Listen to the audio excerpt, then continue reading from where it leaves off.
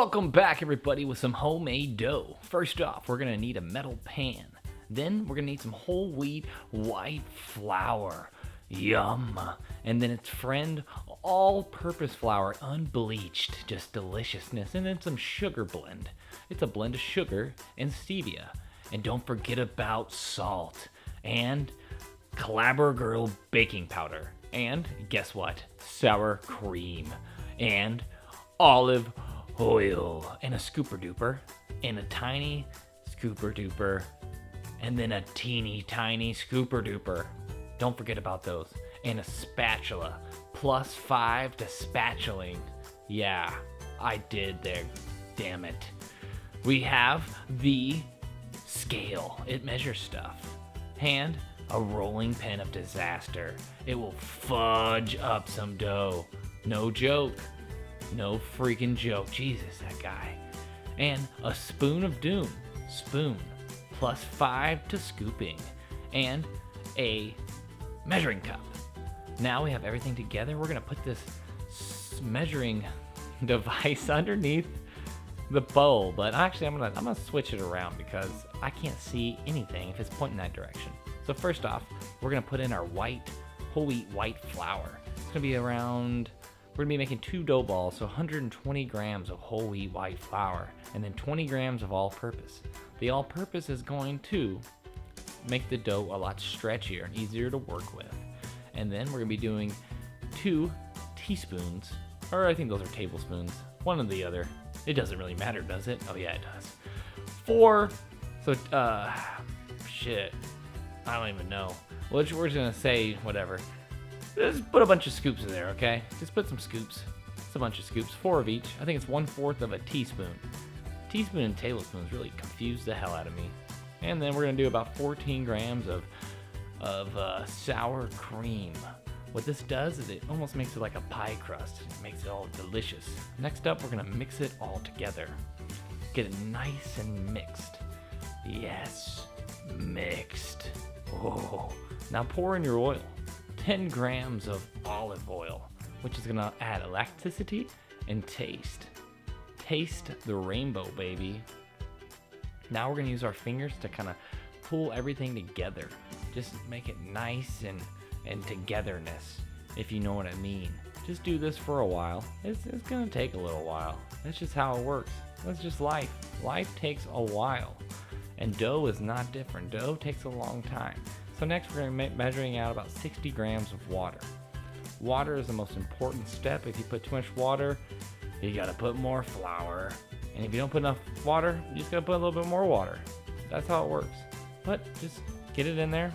Use the spatula, use your hand, use whatever you want. I don't really care.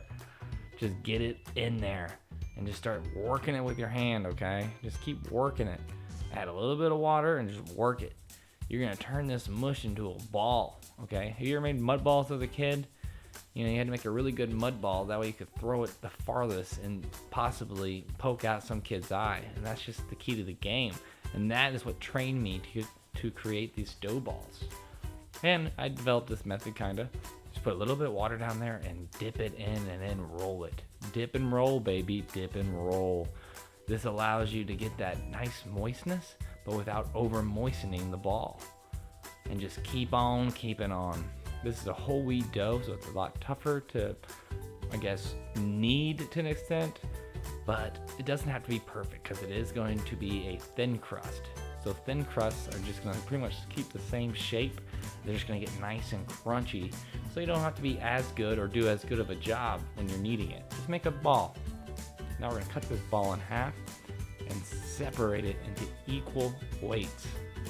So I think it's like 240, so we're gonna have 2 balls of 120. So if one weighs more than the other one, just pull it off and add it to the other one. Oh, you put it back on the same one. Yeah, you put it on the same one. Make sure you add it to the other one. And then just roll them both into individual balls. Perfect spherical things of deliciousness, but don't eat them yet, they're raw. They will kill you. Put a towel over it, wait 10 minutes, and then we're gonna throw a little bit of all-purpose flour down on a table, make it nice and smooth, get your ball of dough out, and get ready to work it. Yeah, I said work it. Pat it down on one side, get that all-purpose, moved into there so where it kind of gives a little bit of a slide. Pat the other side, that way it doesn't stick to your rolling pin. Yeah, now keep patting, and then we're about to start working it. Now, move back and forth in this direction, back and forth in that direction, and then wait, pick it up, move it to this angle, back and forth in that direction, yeah. Back and forth in this direction, yeah. Just keep on keeping on, man. Oh, look how fast he's doing it. He's like really good at this. Jesus, look at that. All right, pick it up and just use your fingertips to kind of pry it apart. This stuff is like hard as a rock. I could throw it and it could cut someone's head off. That's how freaking hard this is. So just kind of just pull. Just give it a little bit of a pull, but don't pull too much. Once it rips, it's just gonna keep ripping. But if you do get a little bit of a hole, it's not that big of a deal. The pizza, all the pizza stuff will sit right on top of it. But just pull and roll. Pull and roll and make this thing as big as possible. It won't look like it's gonna get very big, but holy crap, it gets huge. And don't worry about it being pretty. It's definitely not gonna be pretty. These are some ugly pizza crusts, but it's the toppings. The toppings are like makeup for the pizza crust. They make it look really good. So we got it down in the pan. That's at least 13 inches, 12, 13 inches, around there. So it's gonna be a pretty big pizza. It's only 200 and something calories, 280 to 300, maybe 320 calories. And we're gonna put a little bit of butter spray on there and stick it in the oven. What you're gonna do is you wanna get it kind of tough, hard, a little bit of brown on it. Because once you put all the toppings on it and put it back in the oven, it's gonna soften up and then harden even more. And it's gonna be a nice crispy crust. But right now I'm just making you a speed pizza to show you what it is capable of. This pizza's just got random stuff on it, but just wait. Oh wait, you guys already saw what this pizza looks like in the beginning. Crap. Oh, there it is again. Look at it. Look at it breathe. Look at the pizza breathe. It's alive. It's like Frankenstein's pizza. It's just like, come on, eat me, please. Come on, I'm ready. I'm delicious. Just eat me. Oh, but don't cut me. Ow! No, I'm just kidding. Cut this pizza in 8 slices. Look how it cuts. It cuts just like a normal pizza.